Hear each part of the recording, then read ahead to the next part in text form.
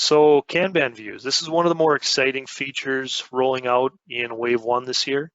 Kanban boards use a drag and drop pipeline management feature to allow you to instantly update records. So for those of you maybe that are, if you've ever used DevOps, would be already quite familiar with how these operate, and Kanban Views or our Kanban boards are also in other components as well. So pretty cool new feature. They're going to be available in both the activities and opportunities views right now. And beyond that, they're visually appealing, and it's something that I did want to jump into a demo environment that I've got here, just so I can quickly show you how they work. So here I'm in the Sales Hub, and as I mentioned before, they are available for both activities and opportunities.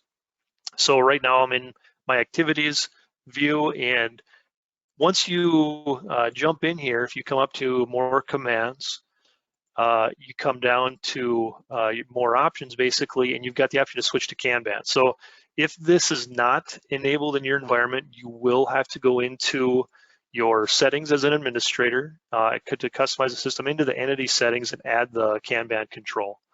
So if I switch over to Kanban, now you can see my Kanban view popped up, and you can actually drag and drop these over. If I was to take this particular, and obviously this is all test data, but if I was to take this and decide that it needed to be canceled, now I'm going to get a new window that's going to pop up and ask me to confirm what I want to do with this particular record. So, but the ability to drag and drop, pretty neat new feature, and something that should be available to you in your environment. So opportunities, similar deal here. You can see all the different sample data that we've got in here. You can quickly navigate through each of these as they're dumped into different columns, and again, drag and drop.